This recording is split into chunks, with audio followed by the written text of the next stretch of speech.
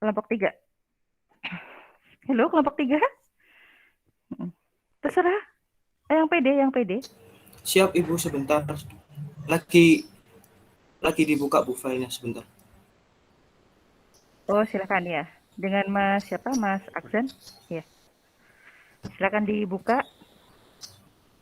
Anda bisa kopikan di kolom chat untuk ini Bisa soalnya Bu, sebentar. yang Anda tulis. Iya. Ya, oke. Baik, Anda ada kesulitan buat soal nggak semuanya? Kalau buat kan gampang ya, jawabnya aja yang mungkin agak harus ini, apa namanya? Gimana nih jawabannya gitu.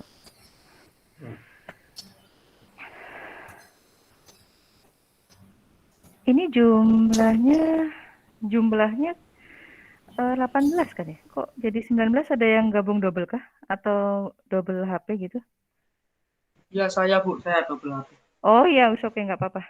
Saya pikir ada ini. Nggak apa-apa sih yang mau orang luar belajar gitu ya, tapi takutnya nggak paham juga. Oke, saya baca ya Mas Akzan. Panggilannya Mas Akzan? Maaf. Iya, benar Bu. Baik. Pasien perempuan berumur 35 tahun mengalami kecelakaan tunggal lalu lintas di sekitar Jalan Gubeng. Lalu perempuan tersebut diantar ke fasilitas kesehatan terdekat dengan kondisi tidak sadarkan diri. Terdapat luka terbuka di dahi dan wajah, serta terdapat memar di bagian leher korban. Baik. Tadi sebenarnya it's okay, nggak apa-apa karena udah buat soal ini. Kalau nggak salah di perintah soal saya itu adalah membuat yang ada resikonya melibatkan RJP ya, henti jantung dan tersedak atau bisa mix kan gitu ya. Iya nggak? Iya Bu, benar Bu. Oh baik. Nah di sini di Mas Akzan ini mungkin ada bagian soal yang tidak tercopy kah? Atau memang maaf Bu, saya memang salah buatnya kayak gini gitu. Oke, nggak apa-apa. Tadi saya mau tambahin yang masalah Ya, henti nadi ya. itu belum tertulis Bu. Udah saya submit, cuman belum tertulis. Jadi harusnya itu Baik. ada Ini soalnya ada henti jantung dan henti nafas. baik. Ada 2 kan soalnya ya? Iya, Nah, satunya ada juga yang henti jantung. baik, yang coba di-post aja yang sudah yang Iya. benar itu, yang nomor 2. Silakan. Jadi kalau nanti Anda mungkin masih belum lengkap atau yang masih keliru, oke. Karena jamnya udah tertutup ya di jam 12, oke. Karena tadi kan assignment. Oke. Saya bacakan, seorang laki-laki berumur 30 tahun mengalami henti nafas dan jantung setelah melakukan olahraga lari pagi di lapangan tor. Oke. Laki-laki tersebut terjatuh dan tidak sadarkan diri. Tidak ditemukan luka terbuka pada seluruh anggota tubuh penderita. Baik, good. Ini adalah kasus henti jantung murni, ya. Henti jantung murni. Nah, henti nafas dan henti jantung, maaf. Ada henti nafas dan henti jantung. Nah, kemudian di sini kalau kita lihat secara sekilas dari kasus ini, kemungkinan besar bisa jadi Mas Aksan ini adalah orang yang lari-lari di lapangan tor juga. Jadi yang tahu di tempat kejadian. Nah, bisa jadi juga Anda dapat cerita atau dapat kabar dari orang yang di sana. Jadi second person, jadi bukan orang yang langsung gitu. Nah, bagaimana cara kita menganalisisnya? Yang pertama, di penilaian penderita, step nomor 1 apa teman-teman? Anda? Penilaian keadaan. Keadaan. Baik, good. Jadi saya pesan, penilaian penderita ini mulai dari praktikum terakhir pertama sampai terakhir, Anda harus hafal step-stepnya, karena nanti akan kita gunakan seterusnya ya. Itu kayak di luar kepala ya. Yang pertama adalah penilaian keadaan. Kalau dari penilaian keadaan, kalau di job sheet dan yang lain-lain, Anda bisa lihat. Yang pertama, Anda menganalisis situasi dulu. Apa sih yang terjadi? Ya enggak? Yang terjadi di sini kalau Anda lihat berarti, oh berarti ada kejadian orang yang berumur laki-laki nih, berumur kurang lebih 30 tahun, dia henti nafas dan jantung gitu. Kita kan belum tahu nih dia henti nafas atau jantung ya. Dia terjatuh nih dan nggak sadar. Ya, kan biasanya kita juga nggak mungkin tahu kalau orang terjatuh itu langsung tahu dia henti nafas dan henti jantung. Sebelum kita periksa terlebih dahulu ya. Jadi pertama kali kita tahu bahwa di dalam penilaian keadaan, oke dia itu tidak tertabrak, tidak yang lain-lain, tapi ya Dia tidak tertabrak dan yang lain-lain, tapi dia tidak sadarkan diri dan terjatuh. Oke. Nah, ketika kita menganalisis situasi dan kondisi, kita bisa asumsikan aja. Misalnya saya orang yang atau Mas Aksan itu orang yang langsung melihat. Berarti yang kita lihat berarti, oh kondisi sekitarnya aman. Dia nggak tertabrak apa-apa. Nah, itu analisis situasi dan kondisi. Kemudian kita lihat lagi, dia terjatuh, kira-kira kita bisa bantu menolong nggak? Kalau dalam kondisi kita lagi lari pagi di lapangan TOR. Kira-kira bisa?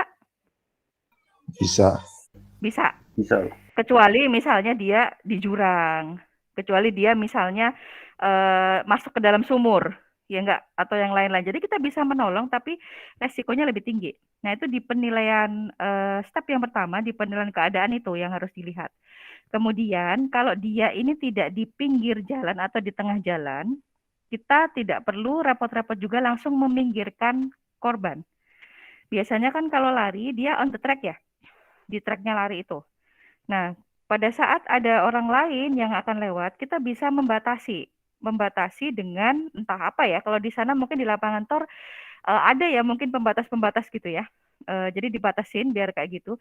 Nah, terus yang kita lakukan selanjutnya pada proses penilaian keadaan ini adalah call for help.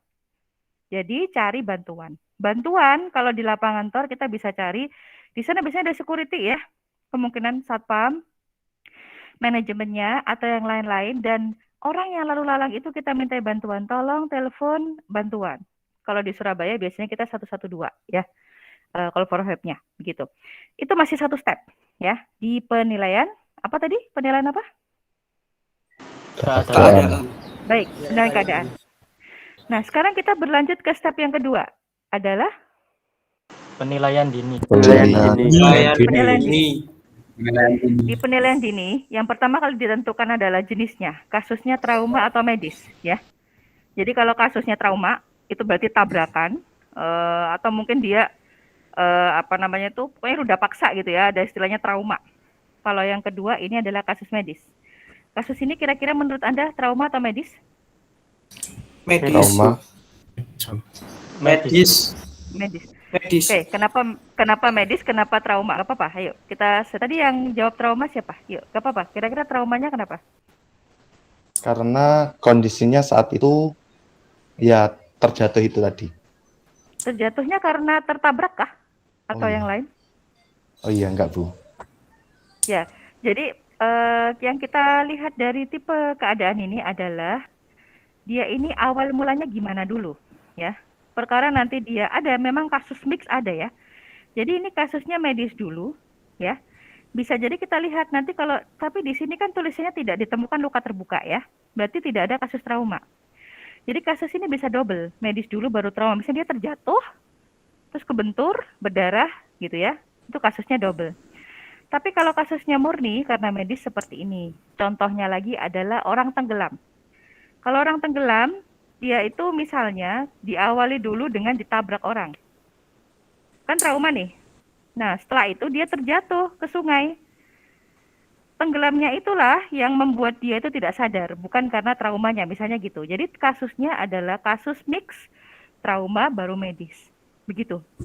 Ya, paham ya di sini? Ada kasus yang murni, ada kasus yang mix ya. Begitu. Kemudian dari penilaian dini, setelah itu kita cek apa? Pemeriksaan fisik, Bu. Pemeriksaan fisik.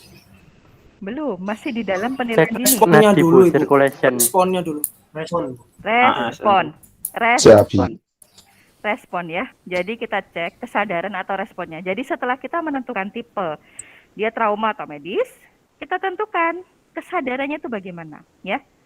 Ada 4 cara mengecek kesadaran, ya. Bisa disebutkan atau respon? Asante. Awas suara nyeri tidak sadar. Nyeri tidak sadar. T-nya itu tidak respon ya, biasanya, atau tidak sadar bolehlah, memang tidak respon. Nah, tingkatan kesadaran atau respon yang paling tinggi adalah respon awas, A. Kemudian disusul dengan suara, nyeri, dan tidak respon atau tidak sadar. Anda bisa pakai singkatan ASNT. Nah, kalau kita lihat kasusnya di sini, orangnya kan tidak sadarkan diri, ya.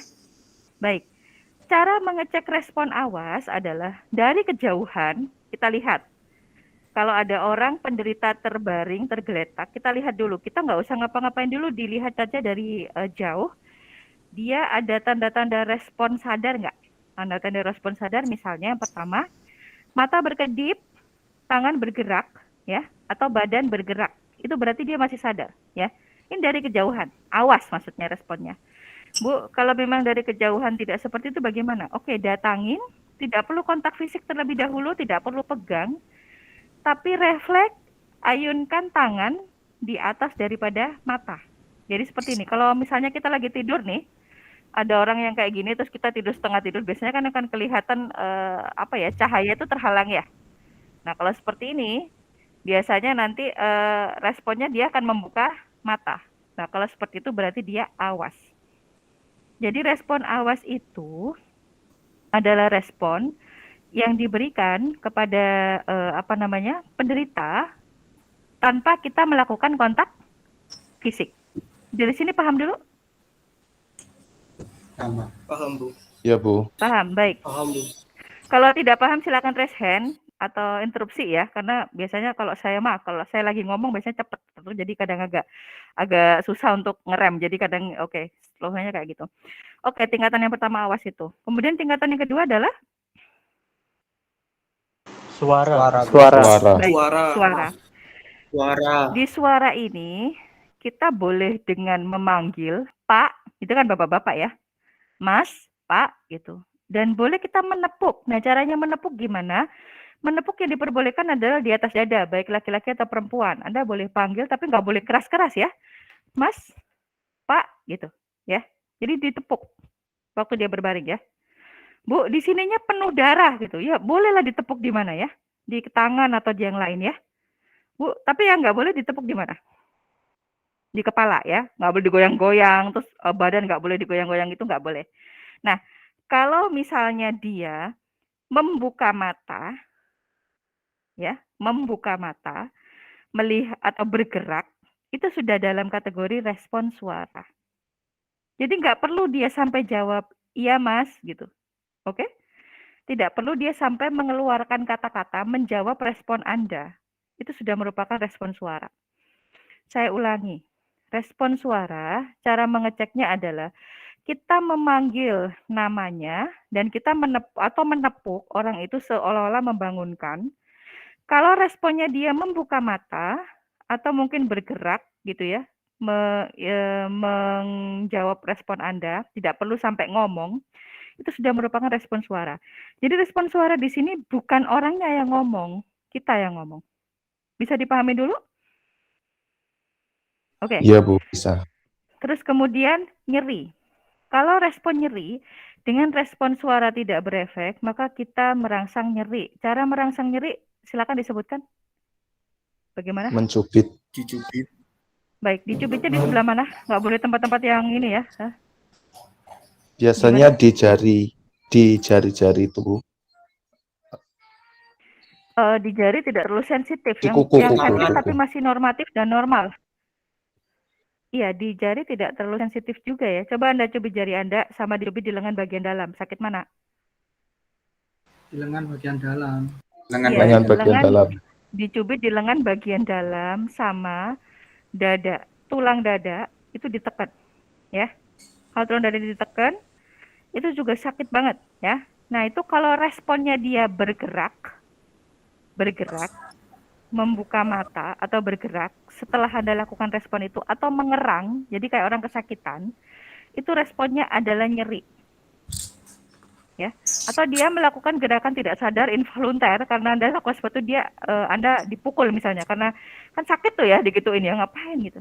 Nah, yang perlu diperhatikan lagi ketika Anda melakukan respon ini, jangan lupa saya tadi kelewatan satu hal yang penting. Saksi ya.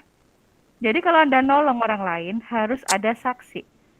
Karena kalau nggak seperti itu nanti ketika Anda melakukan step by step dan tidak ada saksi, Anda bisa dituduh cobaan perbunuhan dan atau yang lain ya. Oke.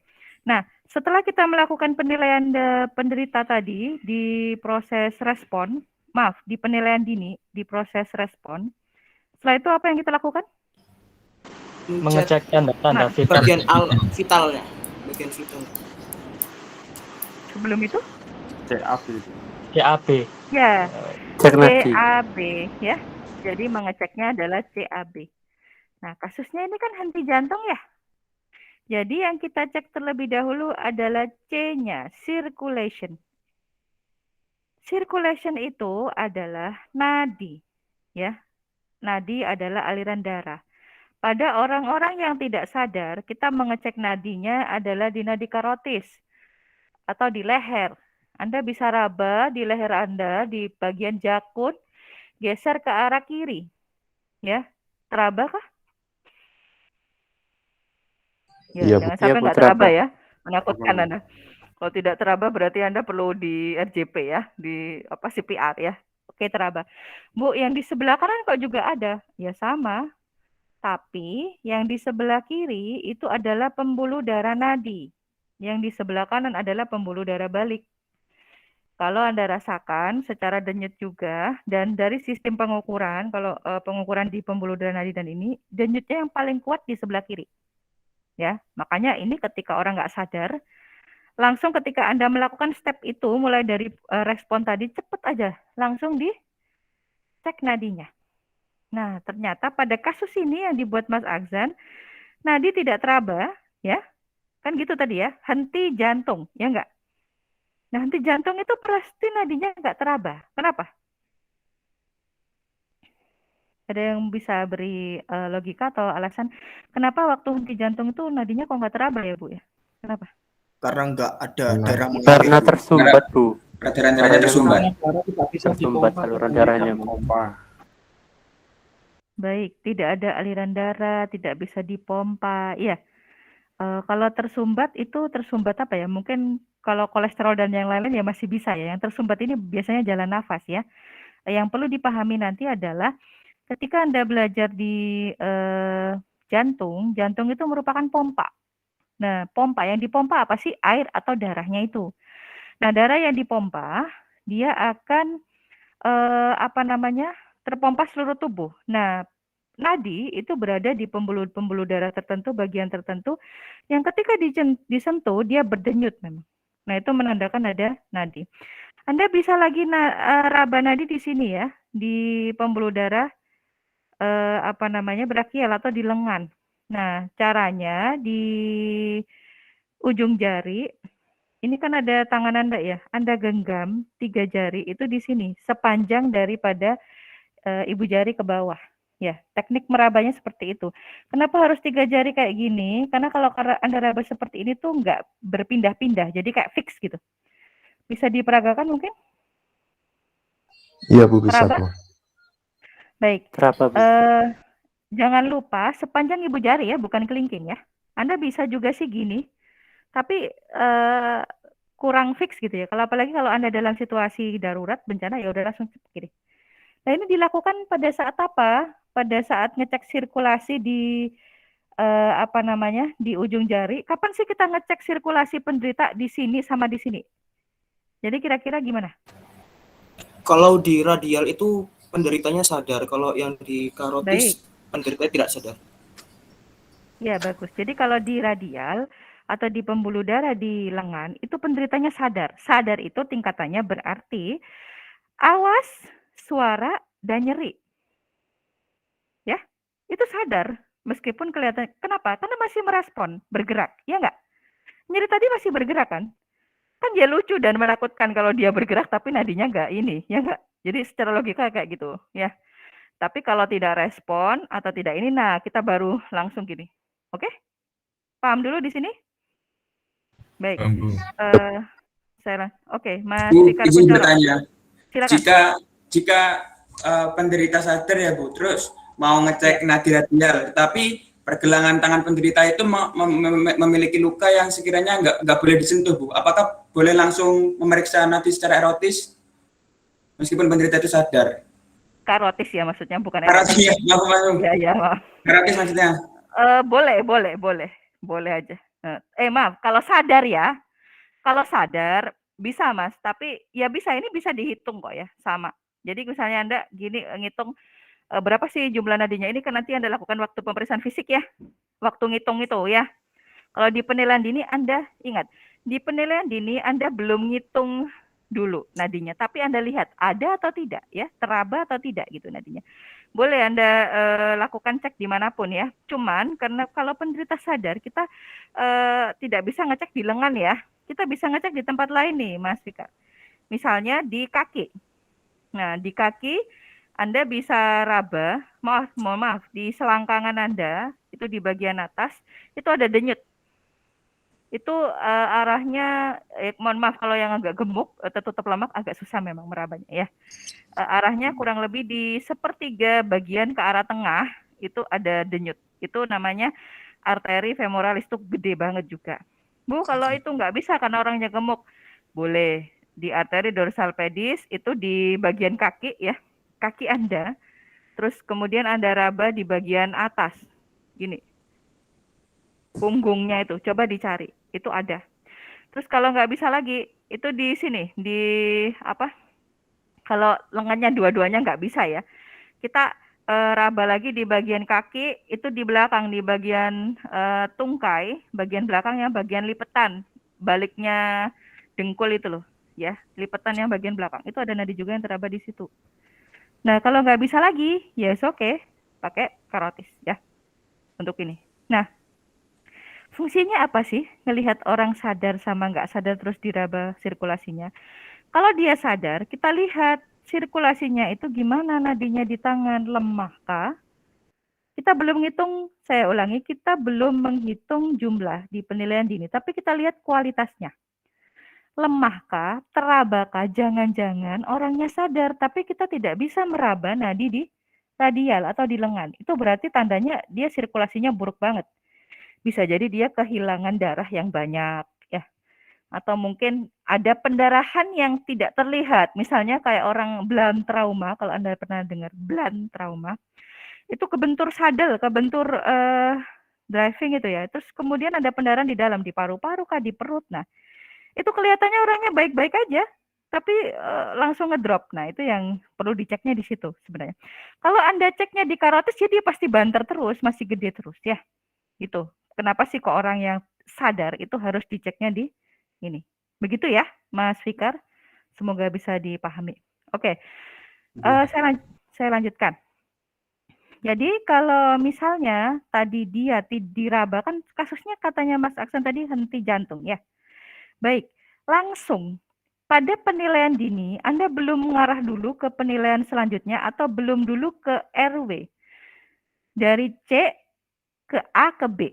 Urutannya kayak gitu. Circulation dulu, RW, baru breathing.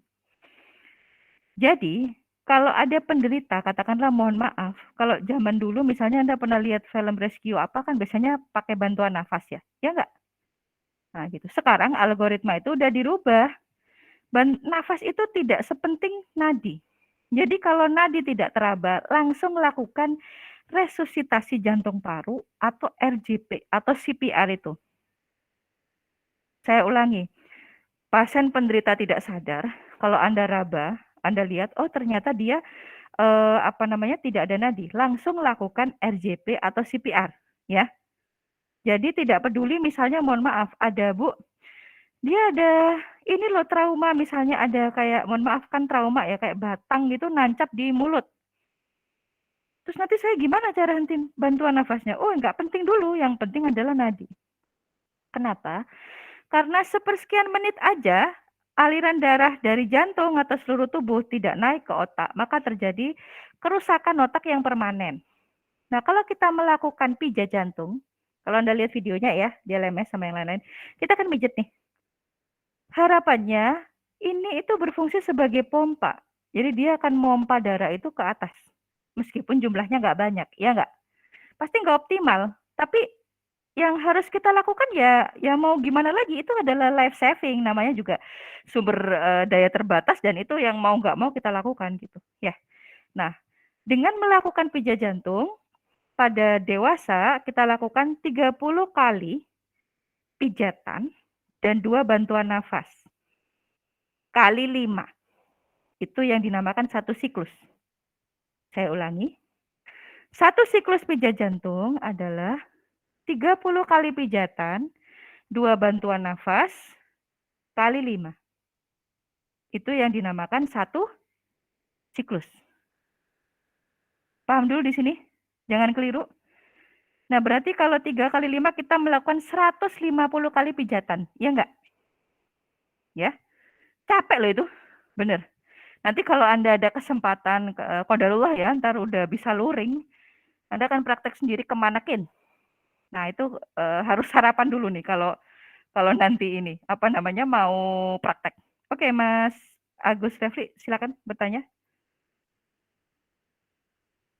Ibu mohon maaf di job sheet-nya yang di-share di LMS di halaman 17 ini. Ya. Di sini tertulis gini, Bu. Kompresi dada dilakukan sebanyak 30 kali, kecepatan pijatan 100 sampai 120 per menit dan disertai 2 kali nafas buatan untuk satu siklus. Benar. Jadi begini, kecepatan itu memang dalam 1 menit itu harus 100 pijatan sampai 120 kali pijatan. Tapi dalam satu siklus itu tetap 5 kali 30 kali 2 tadi. Yang dimaksud tadi adalah ketika Anda melakukan kecepatan ritme 1 menit 100 sampai 120 kali pijatan, coba Anda bagi. 1 menit itu 60 detik kan? Benar, Mas Agus? Iya, Bu. Ya, berarti kalau 120 kali pijatan, setiap 1 detik Anda 2 pijatan. Ya enggak? Iya, 120 bagi 6, ya, bagi 60. Ya, ritmenya seperti itu. Cepet banget memang. Kalau dulu ritme pijatan itu ya, kalau Anda gini-gini ya, kayak saya berdiri bentar. Itu kan lurus gini, dan 1 dan 2 sekarang enggak. Hitungnya langsung 1, 2, 3, 4, 5, 6 gitu ya. Dan memang paling enak enggak boros kata itu pakai bahasa Inggris. Ya enggak? Kalau 1, 2 kan agak boros ya. Tapi ya kalau daripada Bu belepotan nanti tambah salah ngitungnya, ya enggak apa-apa. Pakai bahasa Indonesia aja ya. Tapi kalau udah nomor 10, jangan ngomong 11. Ulangi 1 lagi ya. Jadi 1, 2, 3, 4, 5, 6, 7, 8, 9, 10. 1, 2, 3, 4, 5, 6, 7, 8, 9, 10. 1, 2, 3, 4, 5, 6, 7, 8, 9, 10. Oke, bantuan nafas. Yang perlu dititik tekankan tadi Mas Agus, yang dimaksud satu siklus itu maksudnya dalam 1 round 1 menit itu harus 100 sampai 120. Kalau lebih atau jadi nanti Anda bisa pakai stopwatch, nyoba ya latihan di rumah ya. Saya minta nanti manakinnya apa Bu? Guling boleh. Terus apa lagi tuh? Boneka boleh ya. Di stopwatch. Anda sendiri yang ngitung di alarm. 1 menit Anda berapa pijatan? Kalau masih 100 ya oke lah, Anda berarti masih on the track ya. Tapi kalau ternyata Anda kecepatan ritmenya itu melebihi cuma dapat 60 atau apa, nah Anda salah, berarti kurang cepat. Ya. Begitu ya. Semoga tidak salah paham di job sheet-nya. Ya. Mas Agus gimana? Sudah jelas dulu? Baik Ibu, berarti ini untuk berarti dilakukan sebanyak 5 kali 30 kali 2 itu ya Ibu ya? Iya benar, itu satu siklus ya. Satu siklus penuh. Benar, satu siklus penuh. Kenapa kita bicara harus tahu terminologi satu siklus? Karena satu siklus itu penting banget. Kenapa? Karena setelah satu siklus, Anda cek nadi lagi. Ya, kapan kita cek nadi? Setelah satu siklus. Jadi nggak 30 banding 2 cek nadi, 30 banding 2 cek nadi. Itu akan useless. Jadi nggak apa ya istilahnya tuh. Kurang bermanfaat gitu ya. Nah, sebentar, Mas Yoga yang bertanya sebentar. Jadi Mas Agus sama teman-teman yang lain, itu kalau Anda cek lagi, satu siklus itu harus ini ya benar-benar hafal. 5 kali 30 kali 2. Yang dimasuk 100 sampai 120 kali per menit itu adalah kecepatan ritme pijatannya. Ya. Dari sini paham dulu ya? Oke, silakan Mas Yoga. Ya Bu, saya izin bertanya, tapi Ya. di luar dari kasusnya azan tadi, tapi Sebentar. mengenai tentang Ya. tentang Tapi serangan tentang jantung. ini ya. Iya, Sebentar, iya. sebentar. Mohon maaf, kita tuntaskan dulu yang RJP-nya dulu nih. Ini berhubungan sama RJP nggak? Karena kalau berhenti di tengah nanti Iya, agak berhubungan. Baik, silakan. Urutan yang dilakukan apabila terdapat pendarahan yang besar, tetapi dalam kondisi serangan jantung, gimana Bu? Diutamakan yang mana? Baik. Terima kasih. Ya, sama-sama. Kalau memang penolongnya ada lebih dari 1, ya Anda lakukan dua-duanya. Pendarahannya kita belum bicara memang pendarahan karena dia masih pada step nanti job sheet ketiga apa ya atau keempat saya lupa. Ketiga kalau nggak salah, cedera jaringan lunak dan shock. Itu Nanti kita kalau dia ngucur terus ya langsung dibebat, dihentikan sambil orang satunya henti jantung. Kenapa? Kalau tidak dilakukan dua-duanya nanti yang satu henti jantungnya ditolong, tapi yang satu bocor. Ya, kalau bocor kayak gitu ya isi dalam pembuluh darah itu akan berkurang lah. Itu sama aja yang dipompa nanti apa? Ya, begitu ya. Secara singkat Mas Yoga. Iya, Bu. Ya, Makasih, insya Bu. Allah. Ya, sama-sama. Nanti insya Allah waktu cedera jaringan lunak, itu biasanya nanti gabung juga kasusnya semakin kompleks gitu. Oke, saya lanjutkan lagi. Satu siklus adalah 5 kali 30/2. Sekarang pertanyaannya adalah, oke, ritme kecepatan udah tahu kan? 100 sampai 120 kali per menit. Kedalamannya berapa? 2 inci sampai 2 2 inci. inci. 5 cm. 2 inci atau 5 cm. Kalau Anda lihat di apa tuh? Penggaris ya. Ya lumayan ya, 5 cm itu. Ya enggak? Gitu. Nah, kalau di manekin nanti ketika Anda belajar akan kelihatan kalau ada band hijau, kedalamannya berarti udah benar gitu. Tapi kalau Anda belajar nanti di di guling atau di yang lain-lain ya memang nggak bisa kelihatan secara bagus. Tapi pastikan posisi ketika Anda melakukan pijatan gimana nih? Posisi. Berdiri Tangan. mencari posisi yang tepat di samping korban. Lurus dan membentuk Tangan sudut membentuk 90 derajat. 90 Lurus. derajat. Ya, lurus, berdiri samping, membentuk sudut 90 derajat ya. Jangan terlalu jauh, jangan terlalu dekat. Nah, yang pasti nanti coba Anda sambil lihat kaca, itu antara paha dan lutut atau betis itu bentuknya 90 derajat benar-benar ya. Gitu. Nah, ketika posisi tangan itu memijat, Anda boleh gini, boleh kok, tapi sakit biasanya karena bagian jari sini akan menumpu. Atau begini, ya. Oke? Boleh begini, ya. Kalau begini biasanya nanti bagian ini akan sakit, ya. Coba lihat videonya nanti, biasanya begini. Nah, yang pasti dipastikan ketika Anda menekan itu jangan pindah-pindah, jadi jangan 1 2 gini. Ya. Tetap ya. Tetap di posisi itu. Ya. Nanti pindah-pindah gitu ya akan ini gitu. Nah, biasanya Anda menentukan landmark. Landmark itu adalah tempat pijatan, ya. Kalau pada laki-laki biasanya memang, mohon maaf, kalau RJP bajunya diapakan? Lepas. Dilepas. Dibuka di bagian dada. Iya. Kenapa kira-kira dilepas? Untuk memudahkan. Benar. Memudahkan tahu landmarknya di mana. Kalau pada laki-laki yang paling gampang aja sepanjang puting ya, tekan.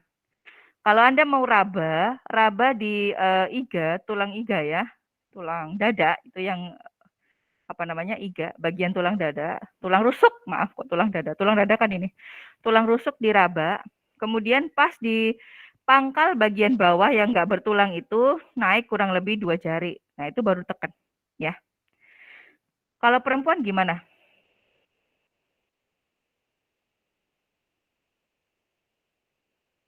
Kalau pijat jantung pada perempuan?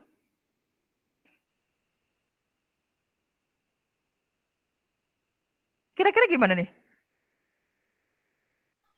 Udah dibaca belum itunya? Bagian atas sedikit, Bu. Kalau di dalam ini harus menggunakan terminologi yang pas. Bagian atas sedikit itu nggak jelas ya. Jadi apa tuh? Bagian sebenarnya sama aja nih, sama. Cuman ya, kalau pada perempuan kan ada payudara. Nah, itu yang biasanya menghalangi untuk ini. Nah, pada proses ini tetap 2 jari tadi. Tapi yang etikanya adalah ketika Anda mau RJP pada perempuan harus ada saksi. Apalagi kalau Anda beda jenis, ya. Karena pernah terjadi kasus pelecehan, dipikirnya itu pelecehan, padahal itu mau nolong. Orang awam kan nggak ngerti, ya nggak? Kadang nggak paham gitu. Jadi kalau Anda nggak ada saksi, sebaiknya rekam Anda ketika melakukan itu dan bajunya nggak usah dibuka, langsung aja pijat jantung, ya. Oke, paham dulu di sini.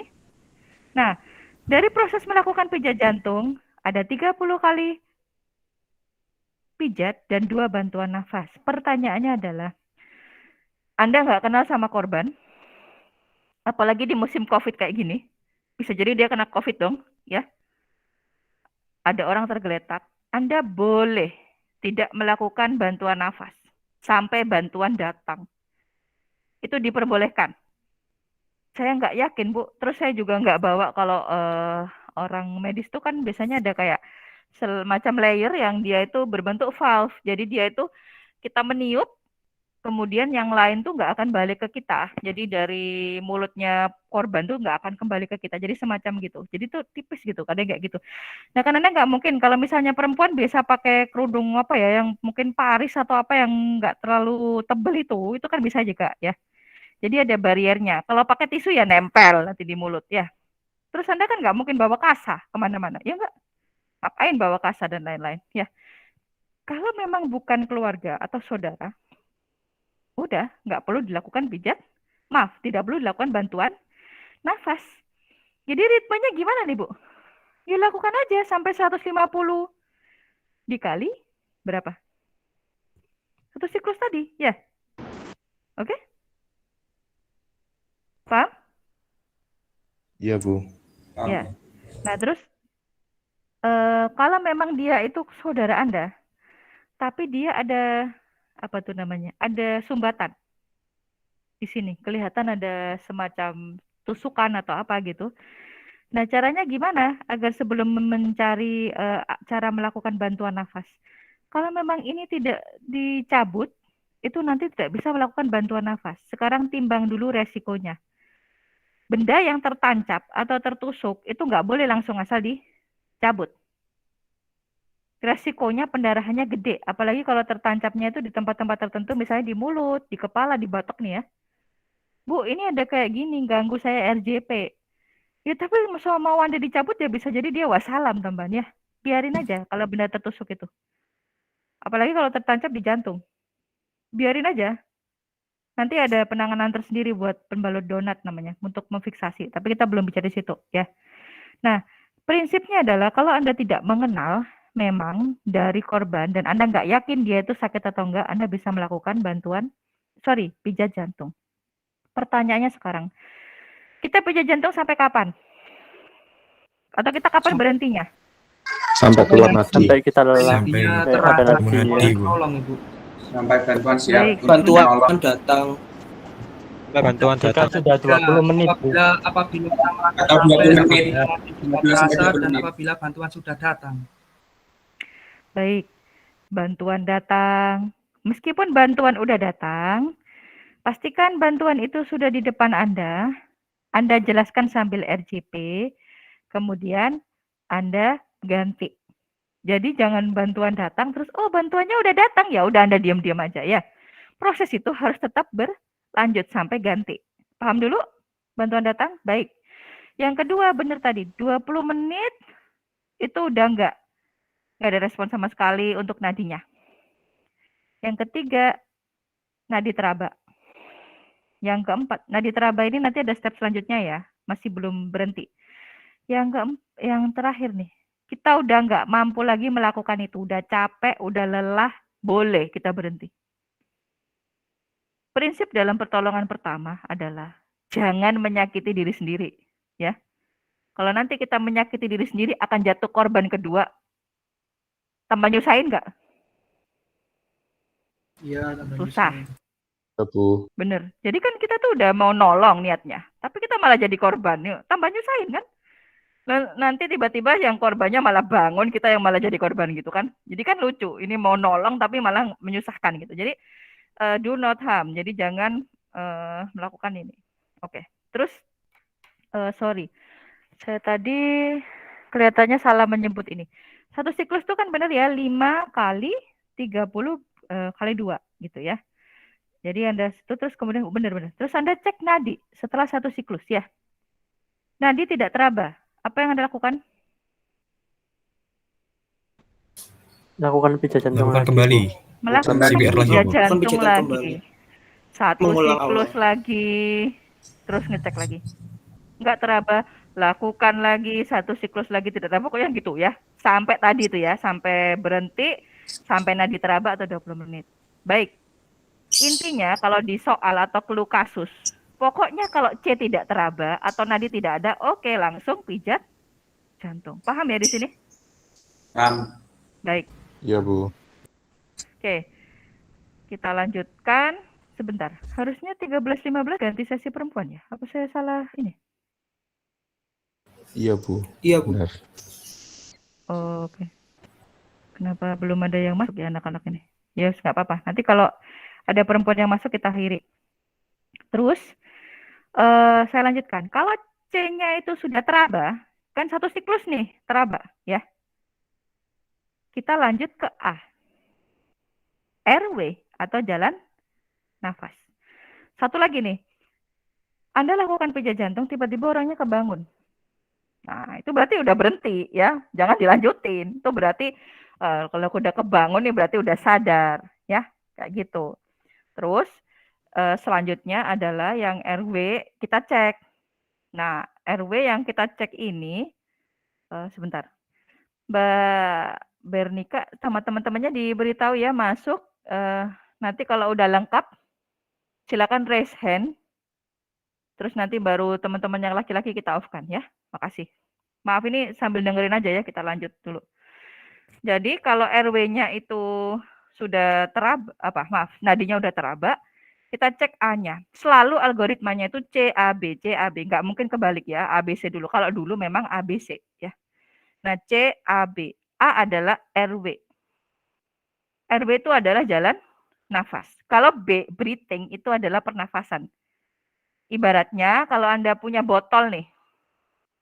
Botol itu kan ada sedotannya katakanlah gitu ya. Sedotan itu adalah jalan nafas. Botolnya itu adalah breathing-nya. Paham dulu? Paham. Baik. Iya, Bu. Sekarang caranya kita tahu sedotan ini utuh atau terbuka atau tertutup gimana caranya? Tahu jalan nafasnya ini terbuka atau tertutup? Caranya gimana? Melakukan Dengan ADTD. Hah? Melakukan apa? Dicek pada dulu manusia menggunakan ya, kalau Maaf, satu. Mas Yoga dulu, gimana? dilihat dulu yang di tahap airways itu ADTD. Kalau misal ada nafasnya dilihat sama menggunakan LDR, itu loh Bu, yang Lihat, dengan rasakan itu ada, maka ya ada gitu. Oke, itu salah satu. Mas Agus? kalau pada manusia ya itu tadi Bu yang saya mau jawab. Kalau pada botol ya Kalau pada manusia gitu. Manusia, ya itu tadi pokoknya yang saya jawab. Oke. Benar. Ya, memang ini kan umpama aja ya, biar kita tuh bisa membandingkan. Ini ibaratnya kayak selang, kayak apa tuh namanya, sedotan gitu. Iya, jadi kalau emang kayak gitu nanti kita lihat ini kayak gini ya. Kalau ininya terbuka, ini terbuka, pasti ini ngembang nggak sih? Iya nggak? Pasti ininya ngembang kayak paru-paru. Jadi kita lihat, oh orangnya bernafas spontan. Nah, pasti RW-nya ini adalah terbuka. Ya, bener nggak? Orangnya nafas, pasti jalan nafasnya terbuka kan? Iya, nggak? Bu. Ya, secara umum gitu. Nah, tapi kalau kita lihat pada kondisi tadi henti nafas kan, kasusnya Max Aksen, henti nafas, ininya nggak bergerak sama sekali. Nah, belum tentu jalan nafasnya ini buntu. Ya nggak? Saya ulangi. Orang nggak nafas, itu belum tentu RW-nya atau jalan nafasnya buntu. Bisa jadi terbuka, tapi dia nggak bisa nafas spontan. Nah, gimana cara ngeceknya? Ya sama kayak sedotan sama selang. Anda lakukan tiupan. Ya, gitu. Nah, sebelum melakukan tiupan, Anda harus melakukan namanya ada teknik. Tekan dahi, angkat dagu, atau head tilt chin lift. Itu ada di blognya RW. Nanti dibaca. Head tilt chin lift. Tujuannya apa? Kadang-kadang orang nggak sadar, itu lidahnya jatuh ke belakang. Nah, kalau udah jatuh ke belakang, maka dia akan menutup jalan nafas. Kalau Anda ngorok tuh, kalau tidur, itu lidahnya jatuh ke belakang. Makanya kalau kayak gitu, biasanya kalau Anda miring, itu kemungkinan lebih bebas. Tapi masih aja ada, Bu, saya miring tetap ngorok. Ya, itu berarti ya lidahnya saking ininya ya, ke belakang, terus mungkin ada obesitas yang lain-lain. Itu bisa ya, kayak gitu. Nah, kalau ngeceknya sudah dilakukan 2 kali, head tilt chin lift, Anda bisa cek nanti di video ya. Kita nggak bisa peragaan. tekan dahi, angkat dagu, ya. Tetap tidak berkembang dadanya. Reposisi, kembalikan lagi 2 kali. Tetap nggak berkembang. Lah kalau udah nggak berkembang, Anda lakukan tiup. Biar tahu ininya tertutup atau enggak. Setelah ditiup, ternyata kita lihat tadi disebut LDR. Ini bukan long distance relationship ya. Jadi lihat, dengar, rasakan ya. Meskipun kayaknya kok baper Bu ya LDR itu. Lihat, dengar, rasakan kayak lagu apa gitu ya. Jadi lihat, Anda posisinya ini misalnya kepala ya. Ada kayak gini, lihat. Lihat pergerakan dinding dada. Dengar di telinga Anda ada nggak suara nafas. Rasakan di pipi, ada nggak hembusan nafas atau enggak. Itu namanya LDR. Nah, kalau memang nggak ada, berarti ya udah, berarti Anda tiup. Anda tiup tadi ternyata mengembang. Nah, berarti jalan nafasnya terbuka atau tertutup tuh? Terbuka. Terbuka. Nah, kalau terbuka berarti permasalahannya adalah dia tidak bernafas. Nah, kalau tidak bernafas, Anda lakukan namanya rescue breathing, RB. Di bagian breathing ada. Dengan melakukan dalam 1 menit 12 sampai 20 kali hembusan 20, nafas. 24 kali. 24, maaf. 12 sampai 24 ya, benar ya. Anda bisa lakukan gini dalam 1 menit berapa detik? Maaf, dalam 2 menit saya ralat. 12 sampai 24 itu dalam 2 menit. Nah, itu kalau Anda tiup, Anda niupnya itu 1, 2, 3, 4 tiup. Angkat. 1, 2, 3, 4 tiup. Jadi tiap 5 detik Anda lakukan 1 hembusan nafas ya. Itu 12 minimal untuk ini. Oke, karena teman-teman yang step 2 perempuan udah masuk, nanti untuk diskus selanjutnya berhenti di breathing ya. Nanti kita lanjutkan di pekan depan ya. Nanti mungkin waktunya bisa lebih panjang pekan depan. Mohon maaf karena pagi ini tadi saya harus ke kampus, ke direktorat dulu. Harusnya saya pengennya pagi tadi biar lebih panjang, tapi karena saya ada keperluan ke direktur dan yang lain-lain, jadi saya pindah siang. Begitu. Terima kasih teman-teman yang sesi 1. Kalau ada diskusi atau pertanyaan bisa di chat di forum WA ya. Nanti bisa kita lanjutkan lagi di sana ya. Khusus untuk yang sudah kita diskusikan, jangan melebar dulu yang setelahnya ya, biar nggak pusing, nggak bingung ya. Begitu ya. Oke? Iya, Bu. Baik, sudah jelas teman-teman? Sudah, Bu. Sudah, baik Bu, sudah jelas. Ya. Terima kasih ya atas kehadirannya. Anda semuanya boleh live dulu agar teman-teman yang perempuan bisa lebih leluasa ya. Apa maksudnya tuh nggak enak juga kadang-kadang ya. Apa namanya kalau ngobrol itu kan enak ini lebih sedikit gitu ya. Oke, terima kasih. Silakan untuk live teman-temannya ya. Assalamualaikum. Terima kasih Bu. Ya.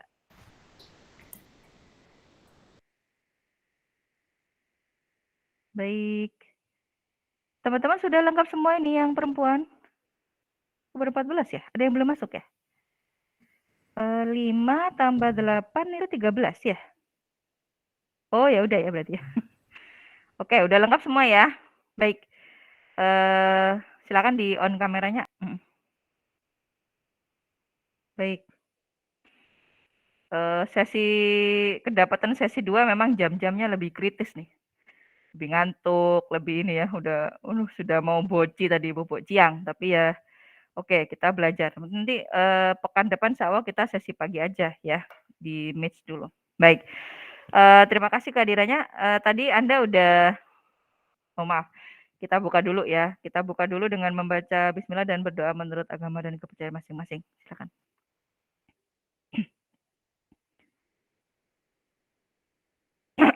Oke, dapat dicukupkan. Baik. Anda tadi udah submit soal ya untuk assignment kasus. Baik, saya minta 1 perwakilan. 1 orang aja terserah dari kelompok berapa. Silakan dikopikan 1 contoh soalnya ke kolom chat agar nanti kita bahas ya. Silakan. Siapa yang berkenan? Nggak ada yang ini, nanti kalau salah emang dibenerin aja. Ini kan cuman kasusnya, biar nanti kita bahas kasusnya. Silakan. Siapa yang berkenan?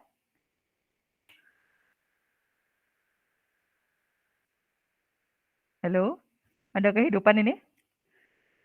Siapa yang berkenan? Silakan.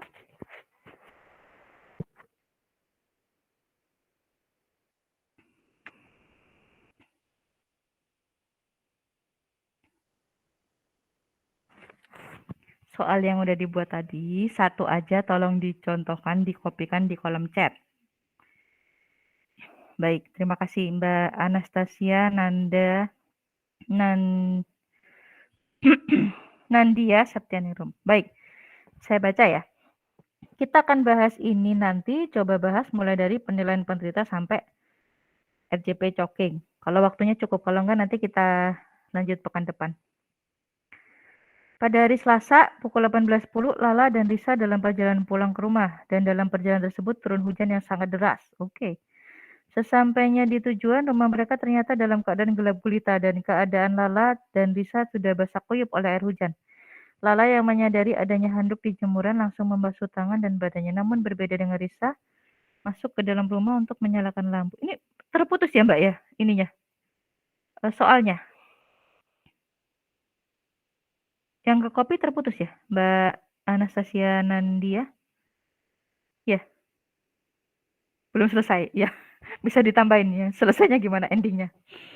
Ini bedanya kalau perempuan sama laki-laki buat soal. Saya biasanya mesti kalau perempuan lebih runut, lebih kompleks gitu ya. Ada yang ngambil handuk lah, ya sama lah kayak saya agak complicated gitu loh. Coba kalau yang laki-laki tadi to the point langsung. Jadi terjatuh, tidak sadar dan kayak gitu. Jadi itu memang kelebihan kita ya, kelebihannya wanita itu sudah diciptakan Tuhan kayak gini gitu. Jadi lebih complicated, saling melengkapi. Oke, makasih Mbak dilengkapi. Oh kan, bener. Posisi saklar lampu dan stop kontak saling berdekatan. Karena seluruh ruangan gelap gulita, Lisa mencari saklar lampu dengan meraba dinding, namun malah menyentuh stop kontak bukan saklar. Good. Oke, good. Risa pun tersengat listrik dan stop kontak tersebut. Risa yang mengalami henti nafas dan jantung pun langsung jatuh lantai. Bagus. Berarti runut banget ya. Awalnya itu kan hujan gitu ya kalau di sini. Terus kemudian ngangkut jemuran ya. Karena masih basah, gelap gulita, akhirnya inilah mau nyalain lampu, tapi ternyata yang diraba itu adalah stop kontak, bukan saklar. Ya, kayak gitu ya Mbak Nandia. Kemudian akhirnya mengalami henti nafas dan jantung langsung jatuh ke lantai, tidak sadarkan diri. Baik. Ini tadi namanya siapa? Lala dan Risa ya. Baik. Ini settingan tempatnya ini di rumah atau kamar kos? Di rumah, Ibu. Baik, di rumah hanya Lala dan Risa aja berarti ya? Ya. Baik, bagus. Baik, kalau seperti ini kondisinya apalagi malam, nah ini tantangan tersendiri untuk rescuer ya. Terutama ini yang jatuh ini Lala atau Risa, Mbak? Nggak belum. Risa ya? Risa, Ibu. Baik. Berarti bisa dipastikan penolongnya Lala. Ya enggak? Nah, sekarang ini sudah recording belum? Oke. Kita akan coba bahas mulai dari step penilaian penderita sampai nanti ke pertolongan ya. Nanti secukupnya waktunya ya. Oke. Jadi penilaian penderita ini 7 step itu Anda harus hafal. Mulai dari pertikum pertama sampai nanti paling akhir karena dia nanti akan dibuat terus ya. Oke? Dari sini paham dulu, nanti dihafalin ya. Step-stepnya itu gimana dan dipahami ya. Jadi yang pertama kita harus lihat dulu penilaian keadaan. Ya. Di penilaian keadaan kita akan melihat situasinya. Tadi ceritanya udah runut, udah lengkap ya situasinya kayak gitu. Nah, si Lala yang nanti nolong Risa akan menganalisis situasi. Kira-kira kalau Risa tadi terjatuh, henti nafas, dan jantung ke lantai, ada nggak yang perlu diselamatkan atau bahaya listrik yang ini nggak, kabel yang ini nggak, atau nggak perlu? Yuk, speak up. Nggak ada yang salah. Ini kan sudah nggak ada pihak laki-laki ya, yuk ngomong ya. Yuk. Menjawab, Ibu. Ya, silakan Mbak Pinkan. Perlu mematikan saklar listrik. Ya, kalau bisa perlu mematikan saklar listrik. Kenapa? Agar untuk menghindari bahaya selanjutnya jika misal ada konslet atau dan lain-lain. Ya, kalau ada bahaya konslet atau yang lain-lain itu juga cukup membahayakan ya. Karena Iya, Bu. arus yang tadi kan udah ada namanya tuh blackout ya atau apa tuh. Jadi tuh bahaya juga gitu. Terus Bu, lah kalau gelap gimana nih? Nggak bisa nolong dong, nggak kelihatan. Terus gimana kira-kira? Gelap-gelapan ini Bu, mana bisa bantu mau nolong mau gimana? Terus gimana? Oke, izin menjawab Ibu. Silakan, ya, langsung aja. Kayak center di HP misalnya. Baik, bisa pakai senter, bisa pakai HP atau apalah ya. Tapi pastikan tidak membahayakan. Misalnya pakai nyalain lilin dulu kelamaan ya, nyari lilin, terus apa yang lain-lain ya. Bisa juga pintunya aja dibuka atau gimana, pokoknya ada cahaya lah ya masuk. Apalagi ini kan lagi hujan nih. Ya, hujan deras kemungkinan kan ini ya. Oke. Nah, di penilaian keadaan yang step yang pertama tadi, selain itu Anda adalah call for help. Cari bantuan. Nah, bantuan karena ini rumah, berarti yang pertama adalah tetangga, ya, atau orang sekitar.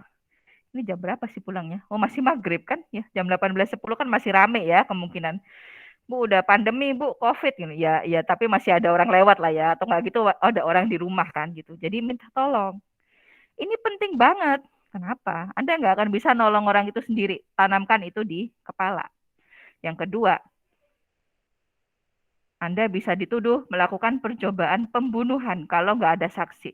Siapa tahu, mungkin si Lala itu settingan, nggak suka sama si Risa, ya. Udah dia ini disuruh aja nyalain itu, dia udah tahu kalau dia ngeraba nanti pasti dia kesetrum, aku nggak suka, misalnya gitu, ya. Nah kalau nggak ada saksi, Anda bisa dituduh begitu. Nah makanya saksi itu sangat penting untuk ini. Sebentar ya, saya ada miss call siapa ini? Oke, masih bisa ditangguhkan. Oke, lanjut. Dari mana tadi? Oke, tadi di penilaian ini ya. Terus, nah selain itu Anda juga hubungin hotline bantuan. Katakanlah di Surabaya, Anda telepon 112 ya. Bu, saya ini mau nolong Risa. Oke, orang lain aja suruh telepon, nggak apa-apa. Mungkin Anda karena Bu, saya lo udah dapat ini nih mata kuliah P3K, jadi saya bisa nolong. Jadi yang lain aja tuh yang telepon boleh gitu. Yang penting panggil saksi. Nah saksinya kalau udah ada, Anda suruh telepon bantu. Oke, selain suruh telepon, saksi itu tadi juga diminta untuk bantu Anda nanti melakukan pertolongan. Karena mungkin bisa jadi kalau Anda nanti pijat jantung, karena ini henti nafas nih jantung ya, capek banget kalau melakukan sendiri. Harus ada orang yang bantu. Orang itu loh Bu nggak ngerti apa-apa soal pijat jantung. Ajarin. Ya, meskipun salah, tapi itu meskipun mungkin belepotan pijat jantungnya nggak kayak Anda mungkin yang udah pernah gitu ya. Nah, itu malah ini juga membantu Anda gitu. Karena nanti bisa Anda kecapean. Oke. Selanjutnya di penilaian keadaan, kita lanjut ke step kedua. Step kedua adalah penilaian apa tuh? Penilaian diri. Penilaian dini ya, bukan diri ya, dini. Oke. Di penilaian dini yang kita cek adalah yang pertama, jenis kejadian. Apakah tipe trauma atau tipe medis? Kalau trauma itu berarti kebentur, ketabrak, jatuh dari ketinggian gitu. Kalau medis ya tersengat listrik, tenggelam, sakit jantung, epilepsi, kejang gitu. Itu adalah medis. Kira-kira ini medis atau trauma? Medis, Ibu. Medis, Ibu. Medis karena tersengat ya, nggak tertabrak apapun. Ya, oke. Nah kalau bisa jadi medis, dia bisa juga jadi mix kasusnya. Dari medis ke trauma. Misalnya dari medis itu dia kesengat, kemudian dia kejatuh. Nah terjatuh itu kepalanya terbentur, terus benjol atau berdarah atau gimana. Kan itu kasus trauma, kebentur ya. Jadi bisa mix. Atau kasus sebaliknya, trauma ke medis. Misalnya dia kecelakaan gitu ya di jembatan, ketabrak orang, terus dia tenggelam, jatuh ke sungai. Nah dia nggak sadar karena proses tenggelamnya itu bisa mix. Ya. Dari sini jelas dulu ya, kalau ini kasus medis ya. Karena di sini tidak disebutkan ada luka terbuka, ada yang lain-lain ya, gitu. Nah, terus kita lanjutkan. Sekarang step pertama dari penilaian dini setelah mengecek jenisnya tadi apa? Mengecek respon atau kesadaran. Iya enggak? Baik. Nah, cek respon atau kesadaran itu dengan ASNT.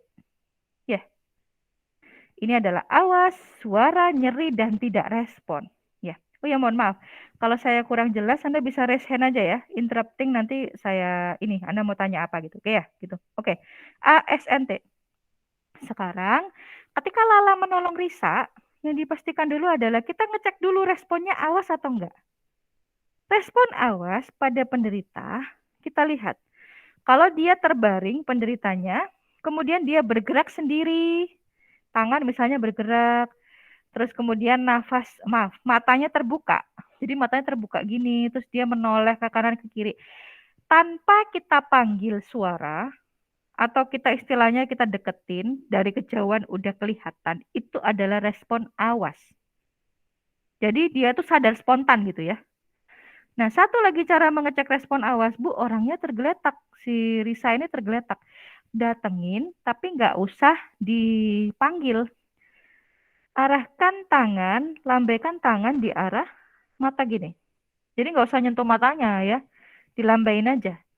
Kalau orang tidur diginiin kan biasanya kalau dia mau kebangun kan kebangun ya. Jadi kayak kerasa ada yang menghalangi gitu loh. Ya, Anda nggak perlu panggil karena ini masih respon awas. Kalau dia buka mata, berarti kalau dia buka mata, dia masih bagus. Responnya awas ya. Oke. Nah terus saya lanjutkan. Kalau kita cek selanjutnya, respon awas udah Anda lakukan kayak gini, dia nggak buka.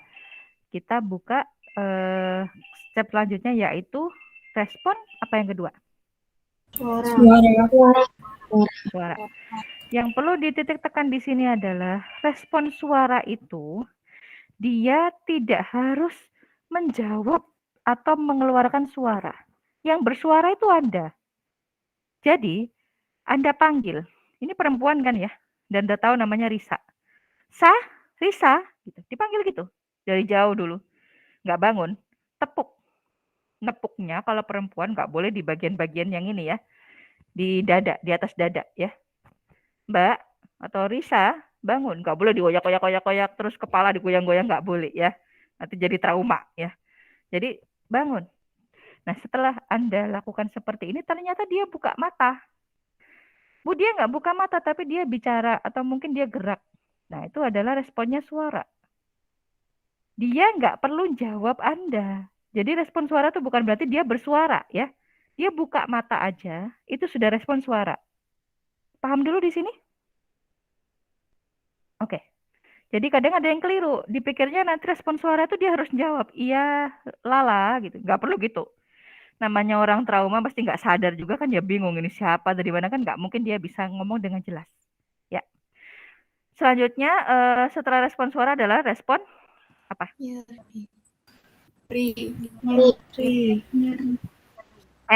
Nyeri. Respon nyeri, kalau respon suara tidak berhasil, Anda lakukan respon nyeri. Caranya dengan mencubit di lengan bagian dalam atau di bagian dada ditekan tulang dada. Ini sakit banget ya biasanya. Nah, kalau responnya adalah membuka mata, kemudian bergerak badan, atau mungkin Anda ditampar karena sakitan. Kan kadang orang nggak sadar ya, ditampar gitu, atau kepalanya nendang, kakinya nendang Anda. Nah, itu berarti responnya nyeri. Ya. Oke. Nah, respon yang terakhir adalah tidak respon. Dilakukan seperti ini tadi, dicubit, diapa-apain, tidak respon, tidak gerak sama sekali. Itu adalah tingkatan respon atau kesadaran yang paling rendah. Ya. Oke, dari 4 ini clear dulu. Silakan bertanya kalau ada yang mau bertanya. Gak apa-apa, ayo tanya, speak up. Ini kan kelas kecil, lebih enak. Yuk, ada yang nggak jelas nih? Iya Ibu, mau Belum lanjut? tanya. Silakan, Mbak siapa? Irdina Bu. Mbak Itu kan Irina, silakan. pas menentukan respon korban kan ada nyeri kan Bu tadi, katanya Benar. dicubit bagian lengan bawah ini. Semisal kalau dipijatnya bagian sini Bu, kan saya taunya dulu dipijat bagian sini. Itu apakah boleh Bu? Boleh aja. Cuma sekarang bandingin, sakit mana sini sama sini? Ya lebih sakit sini Bu, tadi sudah Iya, ya terhambat kan. Jadi kita buat itu yang kan kita dalam keadaan cepat ya Mbak ya. Iya. Nolong itu. Jadi lakukan sesuatu yang tidak wasting time. Kadang-kadang kalau di sini kurang sakit gitu. Jadi lakukan di sini. Tapi nggak boleh cubit di area-area lain seperti area sensitif ya. Payudara lain nggak boleh ya. Pelecehan nanti ya. Meskipun sama-sama perempuannya lo yo nggak boleh. Ada ini yang itu kan juga nyeri, ini juga nyeri juga ya. Begitu ya. Sudah jelas ya Mbak Irina? Sudah, Ibu. Baik, ya. Kita lanjutkan ya. Ada lagi? Sudah? Oke.